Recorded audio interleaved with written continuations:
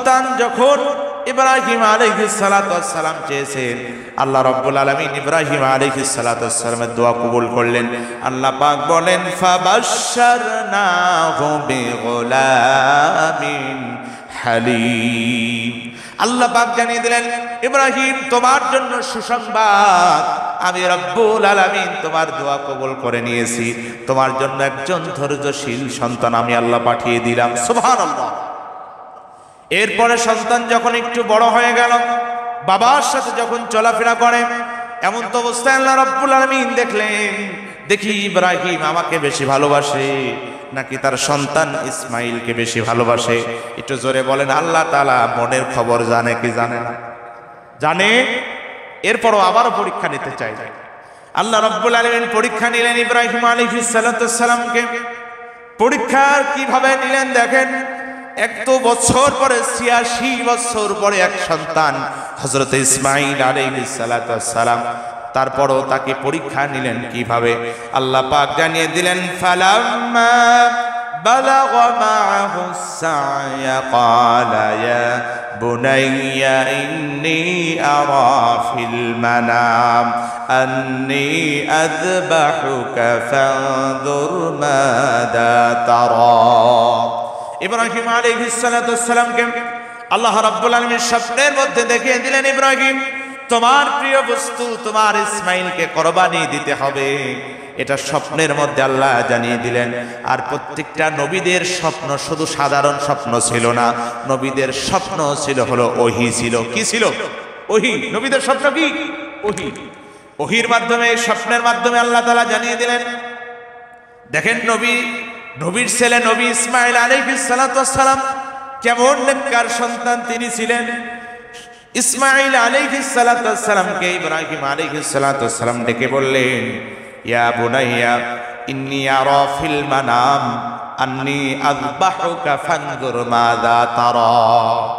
নবী ইব্রাহিম আলাইহিস সালাতু ওয়াস সালাম ডেকে বললেন, বাবা ইসমাইল, ও আমার কলিজার টুকরা সন্তান, আমি স্বপ্ন দেখেছি, আল্লাহ রাব্বুল আলামিন আমাকে হুকুম দিচ্ছেন তোমাকে জবাই করার জন্য।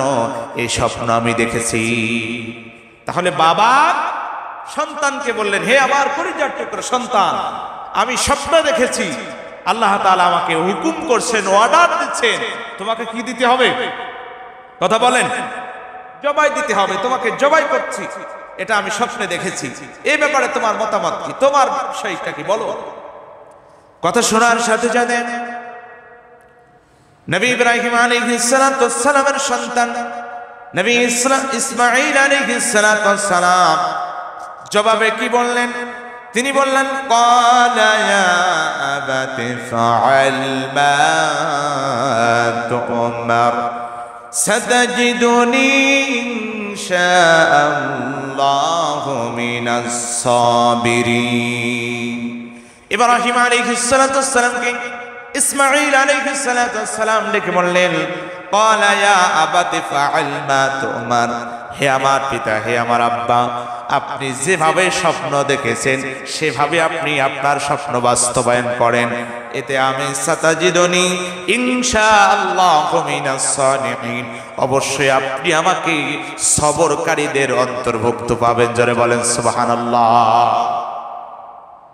বাবা বললেন বাবা সন্তানকে, হে আমার সন্তান, আমি স্বপ্ন দেখেছি তোমাকে জবাই দিতে হবে।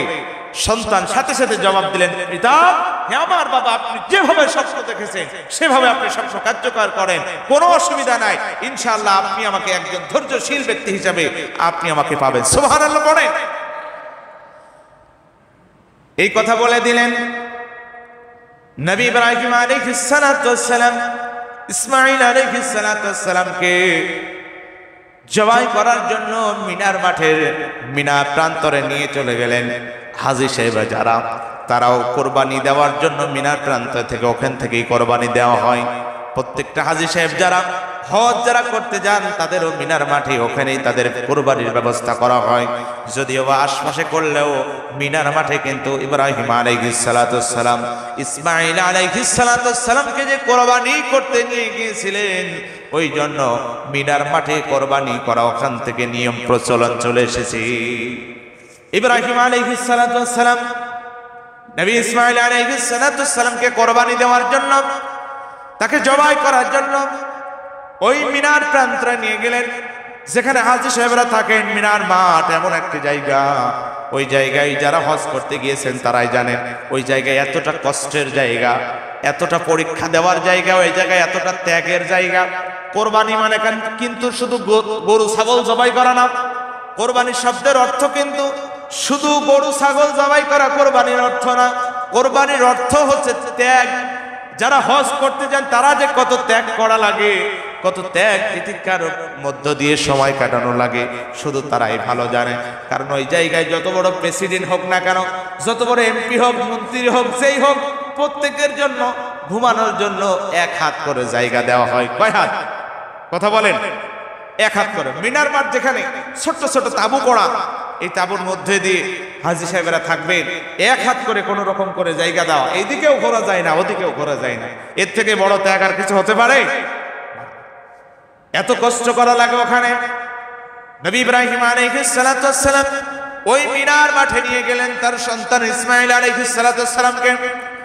নিয়ে যাওয়ার পরে ওখান থেকে যখন জবাই করবেন, নবী ইব্রাহিম আলাইহিস সালামকে ইসমাঈল ডেকে বললেন, বাবা আপনি যেহেতু আমাকে জবাই করবেন, আপনি আমার হাত এবং দুইটা পা যদি একটু বেঁধে নিতেন তাহলে একটু ভালো হতো। আপনি আমার হাত আর পা দুইটা বেঁধে নেন।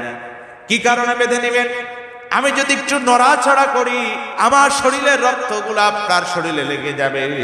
না, এটা হতে পারে না বাবা, আপনি আমাকে হাত পা বেঁধে একটু জবাই করলে ভালো হয়। হাত পা বাঁধলেন। জবাই যখন করবেন, ইব্রাহিম আলাইহিস সালামকে ইসমাঈল আলাইহিস সালাম ডেকে বললেন, বাবা আপনি একটু থামেন। বলছে কেন, কি কারণে? ইসমাঈল আলাইহিস সালাম ডেকে বললেন, বাবা আপনি আমার হাত পার বাঁধনটা খুলে দেন। ডেকে বললেন, বাবা একটু আগেই তো তুমি আমার হাত বাঁধতে বললে, পা বাঁধতে বললে, আবার কেন খুলে দিতে বলো?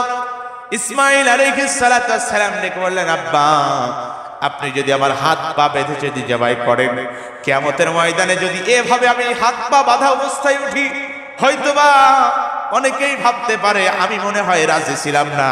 আমি মনে হয় আপনার স্বপ্নে এই ব্যাখ্যা যে আপনি যে স্বপ্নে যে বাস্তবায়ন করবেন এ ব্যাপারে মনে হয় আমি রাজি ছিলাম না, যার কারণে আপনি মনে হয় হাত পা বেঁধে আমাকে জোর করে জবাই করেছেন।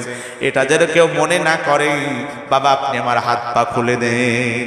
ইব্রাহিম আলাইহিস সালাম হাত পা খুলে দিলেন। খুলে দিয়ে যখন জবাই করবেন, ডেকে ডেকে বললেন, ও বাবা আপনি আমাকে সোজা করে শোয়াইলে জবাই করতে গেলেন, আপনার চোখ যখন আমার চোখের সামনাসামনি হয়ে যাবে, আপনি বাবা হিসেবে আপনার মধ্যে মায়া রাখতে পারে, দয়া রাখতে পারে। ও বাবা আপনি আমাকে এইভাবে জবাই করবেন না, আপনি আমাকে উল্টে শোয়ান, আমাকে উল্টায় শোয়াই দেন, যাতে আপনি আমাকে জবাই করতে গেলে আপনার নজর যেন আমার নজরের সাথে সামনাসামনি না পড়ে, কোনো মায়া হবে না, আল্লাহর হুকুম পালন করতে আপনার জন্য কোনো কষ্ট হবে না। বাবা আপনি আমাকে উল্টে শুয়ে দেন।